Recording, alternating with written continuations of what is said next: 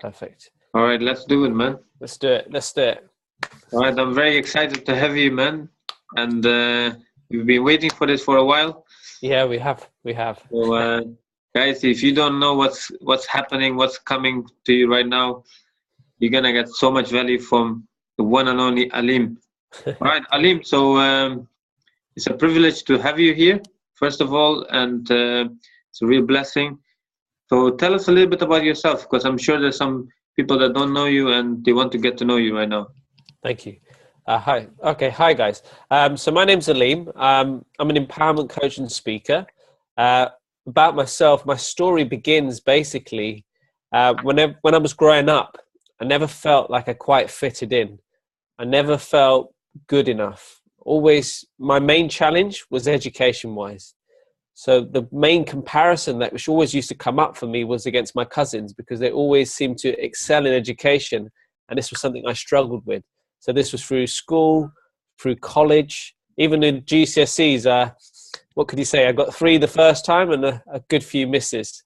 So yeah, so managed to take my English and maths again. Eventually got them. Got into college, still feeling a little bit shy, sort of within myself like this. Didn't want to express myself. Didn't feel comfortable. I was the guy who didn't have any girlfriend or anything along those lines. He was a really quiet one. And then it got to a point when I was going through uni, so for sports science, found it challenging. And then I went further when I did in the fitness industry itself, and I'm jumping ahead a little bit here. The key thing for me is when I did my master's in sports therapy, was I got to a point where my teacher was looking at my emails I was sending him, and he was like, "Have you ever thought about it? But you might be dyslexic." And I was like, "No, it can't be." And then I got tested. And yeah, I was dyslexic. And for me, on one hand, it was a blessing because I was like, okay, this justifies why I found things challenging. But on the other hand, it was kind of like my whole sense of identity. So what things I could do was kind of put on me that you can't read a certain speed, you can't do this, you can't do that. And I had all these limitations put upon me. And it was a challenge. It got to a point where I was working for a university, and I got to a point within the master's itself where I failed a significant module. And this meant I had to repeat all my hours for my sports therapy. And it got to the point where I felt so overwhelmed that I didn't see a way out. So it got to that point where I thought, actually, I'm probably better off not being here. Which was, yeah, quite a big thing. And I kind of got to the train station itself, and the tracks actually looked tempting at that time, and my body froze, and it almost felt like I wanted to do something, but nothing happened. And I'm glad by the love of God that nothing did happen, and it was just me staying there. But what happened for me was I had to relearn how I learned. So what I was doing wasn't working. So I would start with, for example, one point, I go to the next point, go back to the first point, and then so on and so on. So my brain wouldn't work logically in an actual assignment. It wouldn't work logically when I was learning stuff. So people would have the theory, and then they would have the practice. For me, it didn't make sense that way because the theory didn't make sense. And then when I got to the practice, I kind of forgot the theory. So then so the bridging gap for me was when I had some videos of the actual techniques, the sports therapy techniques, and then I had the actual practical. I kind of almost imagined floating into the videos to get that sensation of actually doing the practical, do the practical afterwards, and then the theory would make sense. And my mind was able to process information like this. And that was sort of a challenge where I thought, actually, I'm relearning how I'm learning. There is more possibility. I was lucky as well. Obviously, I had a really good support network with my mum and my family and my wife, and at the time, which really helped me. And one thing I haven't actually mentioned was I've always read personal development books, and those were things that had helped me along the path. When I was going through these challenges, basically, that's where I met my mentor, my coaching mentor. I went to like an intro day, and on the intro day, we dealt with the dyslexia. So we did a technique.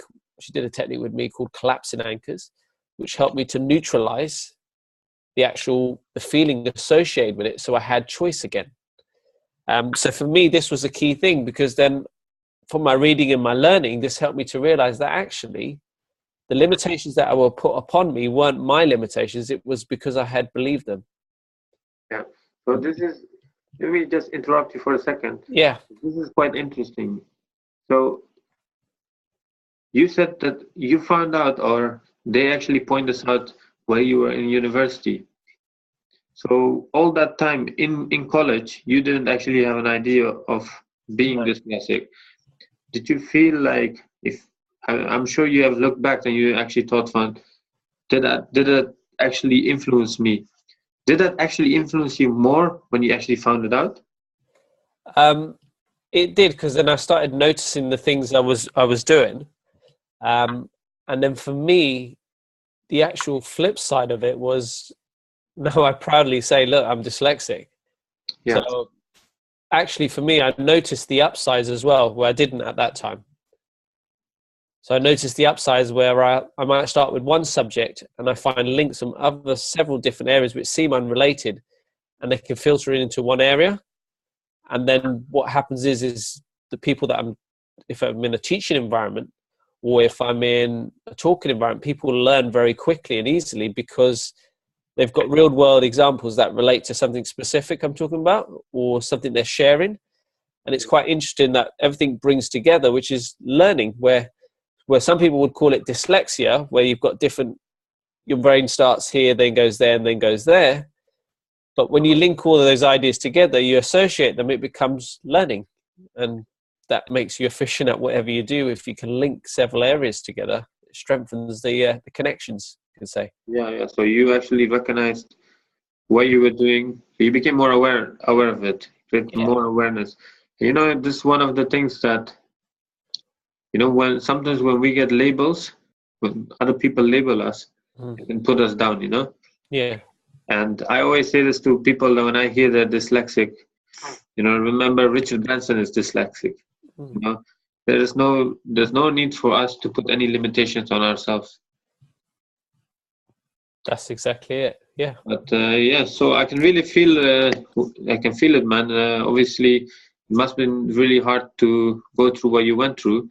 I Mm. can relate to that because I failed college as well, and and to be honest, for me, it was quite a shock as well because I was top student, but because of my associations, because of the people that I had in my circle, I kind of left school. So I can really totally relate on how it must feel to actually fail. And Mm. to be honest with yourself in your masters, Mm. that must be really hard. And to have actually thoughts of suicide, wow, Mm. that's powerful. So what was for you the turning point? What made you look at your life and say, no, this is not me? Like, I'm not gonna do this. I'm not gonna be that person that's gonna be depressed and Mm.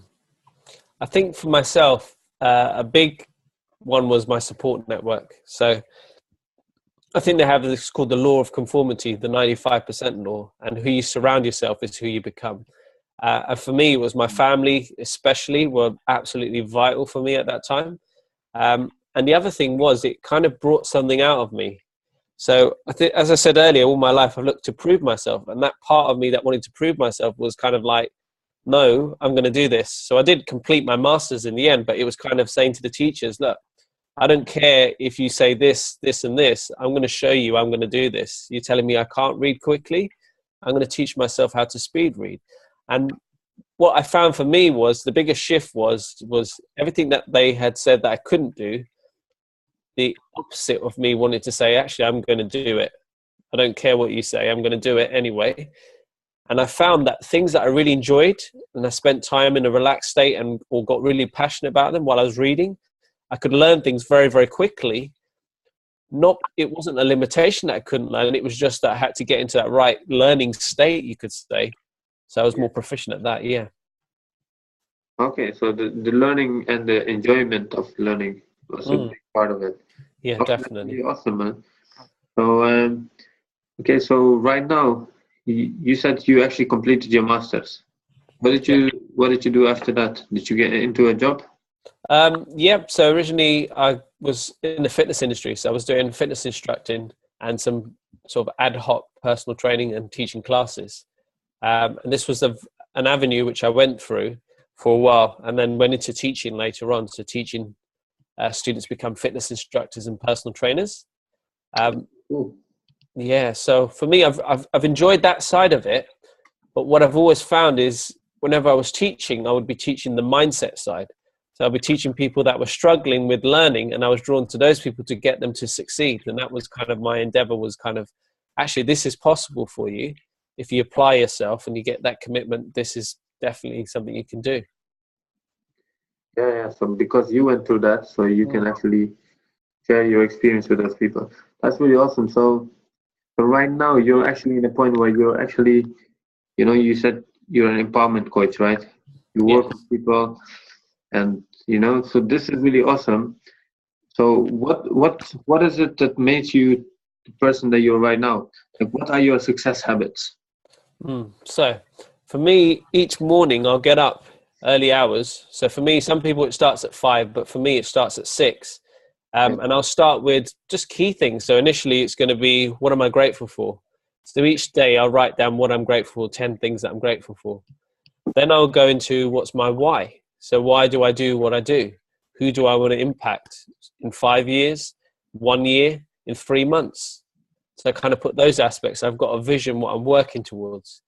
Then when I've got that aspect, then the next bit is my affirmations. And I have about 13 affirmations, which I say to myself, look in the mirror in my own eyes. Because I know people talk about affirmations. Yeah. When Can you you look share at one your, with us? yeah, so for me, I'm empowered. I'm a world changer. And I just look at myself in the mirror as I'm saying this, because it's powerful when you're actually looking at yourself in the mirror. Right. And then, yeah, that's exactly. And then what I haven't mentioned, initially I start off with some meditation. So I quieten the mind, 5-10 minutes, and then get into my morning routine. And then once I've done that, it's kind of, I'll jump up on the spot. So I'll energize myself, get myself ready, and then start working on my task for the day. So if it's building awareness of what I do, adding value through videos, if it's messaging, if it's connecting with other people, it's just trying to get myself out there and adding value. That's the key thing. Because And you do this every morning, yeah? Or do you do this every morning, yeah. So 7 days a week. It's got to be a habit. It's got to be something that, initially it's hard. Don't get me wrong. I found it hard initially. But when you get up regularly every single morning and you're doing this, it becomes so much easier. And you notice when you do it, when you're going into any environment, you just feel energized. And even if you go, for example, on the tube, let's say if you go on the tube and you see people's energies like this and they don't want to talk to each other, don't want to give each other eye contact, you feel energized. You want to have a conversation with people, and people are just like their heads are down in the papers on the phone. So yeah, you've got to start yourself off with these habits, because the habits basically set the momentum and get you, what can you say? It's very easy to tune into the news and get a negative viewpoint of how the world is and how the world has no opportunities, how the world has challenges, how this person is taking your money, this person is spending your taxpayers' money, and all of that stuff. But when you tune out of that and you work on yourself, then it's almost like you work on yourself, then the outside mirrors what's going on inside of you. So if you have chaos going inside of you, there'll be chaos outside. Yeah, for sure, man. Especially at this time, like, we have to be very careful with what comes inside our ears. Yeah. It's like an information overload, isn't it? Yeah, definitely. Okay, so that's really awesome, guys. Like, those habits, every single morning, Aleem practices these habits. So I can imagine, like, you go into the day being grateful, being in that state of mind, that anything can happen, and you just, all your obstacles will be very small, and it's amazing. Guys, morning routine is key, and every successful person has a strong and powerful morning routine. What about the evening? We always hear about people's morning routine. Do you have any like specific routines before you go to sleep? I like to read, actually. So evening is usually where I read. I'll get on, initially I'll be on Facebook updating stuff and connecting with people. And I love reading. So there's a book I'm reading at the moment. Let me just bring it over. So this is the book I'm reading at the moment. So boom, the 10X Rule by Grant Cardone. Yeah. So that's the one I'm reading at the moment. Probably about 6 or 7 chapters. And sometimes I'll underline, but on some books, and other times I won't. But this one I've kind of underlined and circled stuff on there, little stuff on business. So that means book I'm finding hard, and I pick it up and I just want to read 2-3 chapters. It's powerful. And I think the greatest thing for reading wise is, I think it's just a Jim Rohn quote, which talks about all great leaders are readers. And what you fill your mind up with is going to be something that you're able to share with others. So filling your mind with stuff that's so valuable that you can share with other people gives me content for my videos and stuff. Because with me, my videos, some people will plan 4, 5, 6 days in a row. But with me, the content comes in my mind on the day. And I think, I want to talk about this. And then I have an idea and then I just go out and do it. So sometimes they're a bit rough and ready, the videos, but I just have an idea and I just want to throw it out there. Okay, that's really awesome.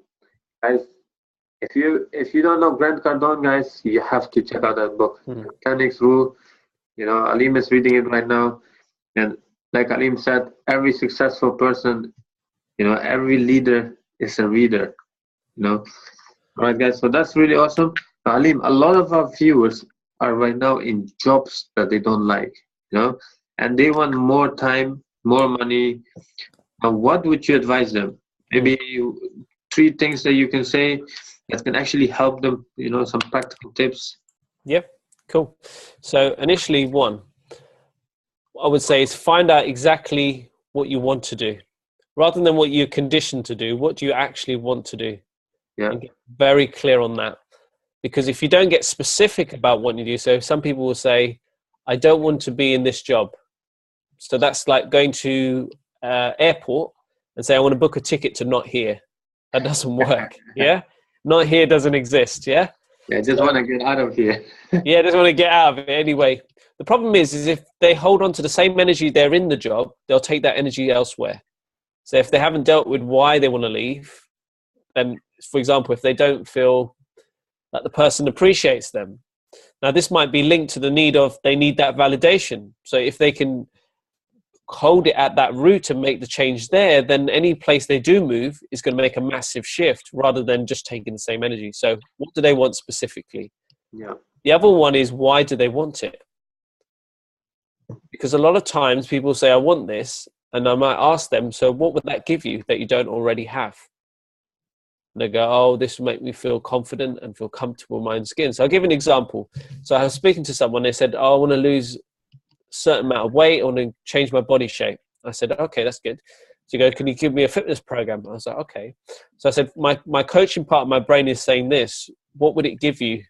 What would that give you that you don't already have? Or why do you want it? I think the question was. I want to do this. I want to feel comfortable in my own skin. So I was like, okay. So if you could start with being comfortable in your own skin, would losing that weight be still the goal? Maybe. And they hesitated. So it's quite interesting because the why behind it that was driving them was the comfortable in their own skin rather than the weight. They go, oh, I actually have lost a weight, but I just want to change my shape here.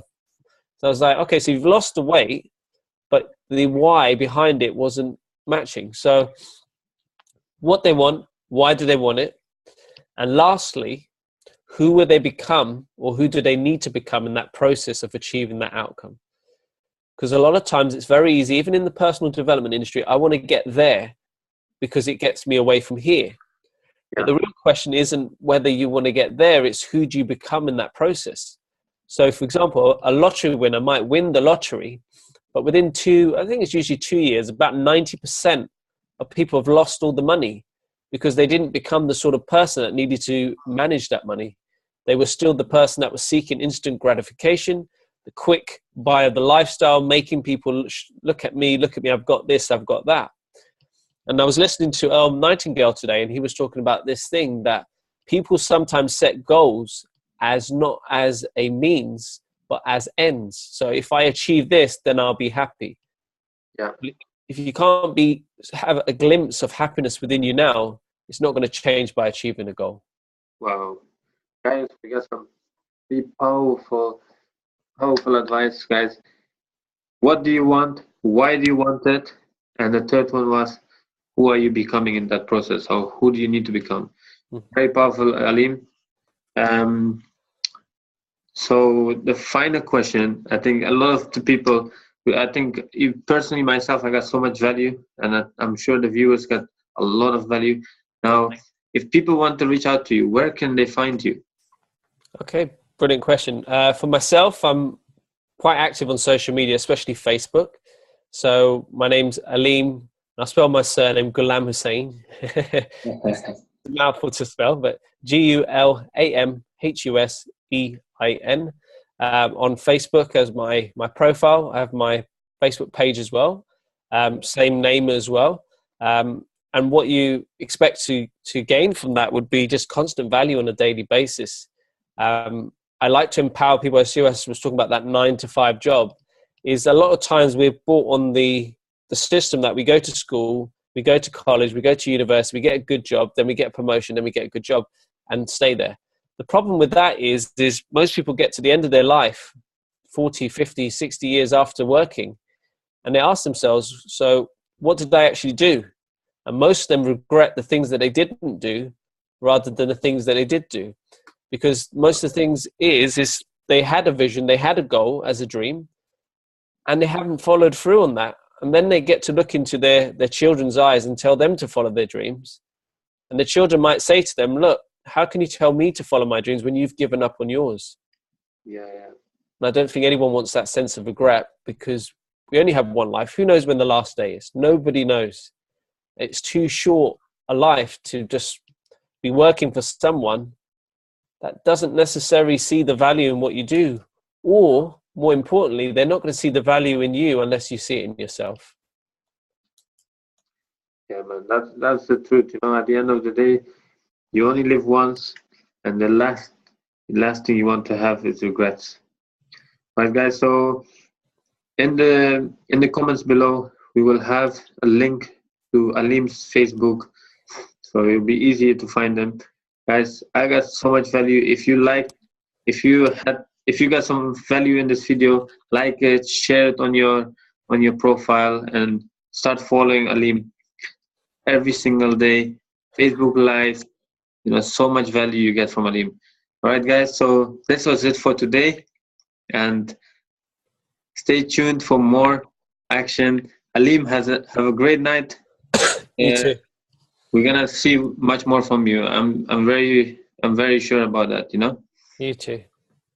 All right. Take care, buddy. Take care. Bye.